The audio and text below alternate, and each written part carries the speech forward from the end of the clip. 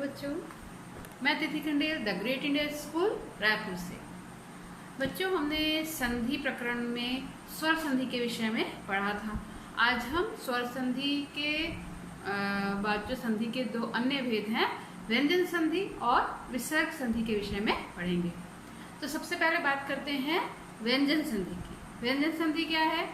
तो हमने देखा था संधि दो पदों के मध्य होती है ना। उनके दो पदों के जो वर्ण होते हैं वो उनके बीच वर्णों की संधि होती है।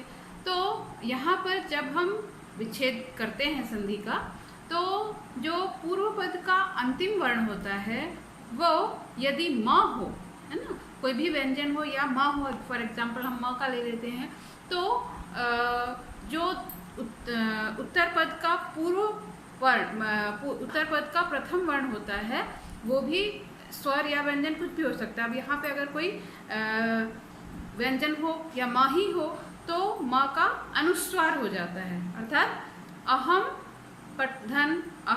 धन पठामी, यानी अहम जमा पठामी, ये बन जाएगा अहम पठामी। यहाँ पे देखिए अहम म हमने लिखा, लेकिन जब हम इसका जो शब्द बनाते हैं तो वो म जो है वो अनुस्वार के रूप में ऊपर चला जाता है, तो ये बन जाता है शब्द अहम पठामी। इसी प्रकार से यदि हम देखें कि त्वम लिखसी, है ना, त्वम जमा लिखसी, तो क्या हो जाएगा वो त्वम लिखसी, म जो ऊपर अनुस्वार के रूप में चला जाएगा। अब यदि र श के बाद न हो तो न का ण हो जाता है, और र श के बाद कोई स्वर हो जैसे कि ह य र व, है ना, या ल का कोई भी वर्ण हो तो न का ण हो जाता है। और यदि न हो तो ये नियम नहीं लगता है ना। जैसे रामा नाम हम लिखते हैं तो रामा नाम में रा धन मा, ये इसका वर्ण विच्छेद जब हम करते हैं रा आ म आ न आ और म, है ना, तो ये होता है रामाणाम। अब इसी में देखिए व्यंजन संधि के अंतर्गत दूसरा है, यदि कोई पूर्व पद का अंतिम वर्ण क च ट त प हो तो उत्तर पद का प्रथम वर्ण स्वर जैसे कि कोई झ भ घ ढ ध ज ब ग ड द हो तो क ग च और ज ट ड ये त त ब प और ब में बदल जाते हैं ना, परिवर्तित हो जाते हैं। जैसे कि वाक जमा ईशः, ये बन जाता है वागीशः, है ना। यहाँ पे हमने देखा जो पूर्व पद का अंतिम वर्ण का आया, ये व्यंजन है ना, और उत्तर पद का प्रथम वर्ण क्या है? ई है, ये एक स्वर है, तो क और ई मिलकर क्या बन जाएंगे? ग, है ना, तो ये बन जाएगा वागीशः। ठीक, इसी प्रकार से षट जमा आनन, ये बन जाएगा षडानन, है ना। यहाँ पर हमने देखा ट और आ मिलकर क्या बन गए? डा बन गए। इसी प्रकार से त के बाद यदि कोई च छ ज झ या फिर श आए, है ना, ये पूरे कोई इस तरह के वर्ण आएंगे तो उसका क्या हो जाएगा? त का च में परिवर्तित हो जाएगा, त जो है वो च में बदल जाएगा।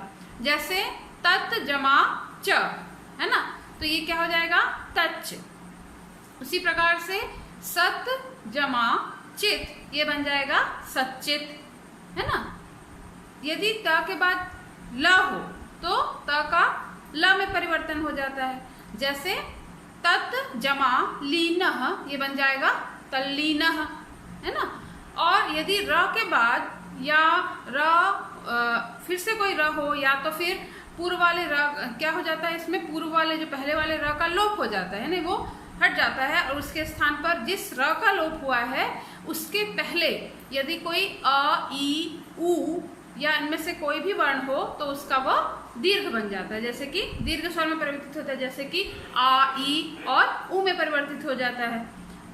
फॉर एग्जाम्पल हम लेते हैं उदाहरण के लिए नीर जमा रोगः, तो ये क्या बन जाएगा? शब्द निरोगः, है ना। उसी प्रकार से निर जमा रसः, ये बन जाएगा नीरसः, है ना। यहाँ पे देखिए दीर्घ में परिवर्तित हो गया, र था, है ना, व्यंजन वर्ण, और निर जमा फिर हमने फिर से र आया तो वो बड़े ई में परिवर्तित हो गया, है ना, दीर्घ स्वर में परिवर्तित हो गया। इसी प्रकार से हमने देखा कि व्यंजन संधि के क्या नियम होते हैं। अब बात करते हैं विसर्ग संधि की। विसर्ग संधि क्या है? तो कोई भी विसर्ग के बाद स्वर या व्यंजन आए, है ना, तो जो होने वाला परिवर्तन होता है वो कहलाता है विसर्ग संधि। इसमें जैसे हम देखते हैं विसर्गों के पूर्व जैसे कोई ह्रस्व आए, है ना, ह्रस्व अ आए, तो विसर्ग के बाद जो ह्रस्व अ, ह, य, व, र, ल, य, म, अंग, अण, न, झ, भ, इस तरह के जो भी वर्ण हैं, घ, है ना, ज, ब, ग, ड, इसमें से कोई भी वर्ण हो तो विसर्ग का ऊ का ओ हो जाता है ना। जैसे कि हम देखते हैं उदाहरण कह जमा असी, तो ये बन जाएगा को असी, है ना। उसी प्रकार से बालह जमा हसती, तो ये बन जाएगा शब्द बालो हसती, ओ हो गया वो, है ना। और नरह जमा गच्छति, तो क्या हो जाएगा नरो गच्छति, है ना। इसी प्रकार से यदि कोई विसर्ग से पूर्व अ को छोड़कर कोई स्वर अथवा विसर्गों के बाद कोई स्वर ह, य, र, ल, व, या, च, भ, न, झ, ढ, ध, ज, इस प्रकार से कोई भी वर्ण हो तो विसर्ग का र में परिवर्तन हो जाता है ना। तो और जो वर्ण होता है वो वैसा का वैसा ही रहता है। जैसे मुनि जमा अवदत्त, तो ये क्या बन जाएगा मुनिर अवदत्त, है ना। वैसे ही हरि जमा हसती, तो क्या हो जाएगा हरिर हसती। यहाँ पे र की मात्रा वैसी की वैसी ही, है ना। अब यहाँ हमने संधि के नियम को भी जाना और कुछ इसमें अपवाद होते हैं। जैसे हमको ध्यान रखना चाहिए कि रमेश का अगर हम संधि विच्छेद करते हैं तो रम जमा ईश नहीं होगा, वो गलत होगा, क्योंकि रम का कोई अर्थ नहीं है, वो निरर्थक शब्द है। यहाँ पर रमा एक संज्ञा शब्द हो जाएगा, है ना। तो यहाँ पर रमा जमा ईश वो होगा इसका संधि विच्छेद, है ना। ऐसा हम और भी जगह पे देखेंगे तो इसका उपयोग ऐसा करेंगे। धन्यवाद। तो आशा करती हूँ आपको ये संधि अच्छे से समझ आई होगी।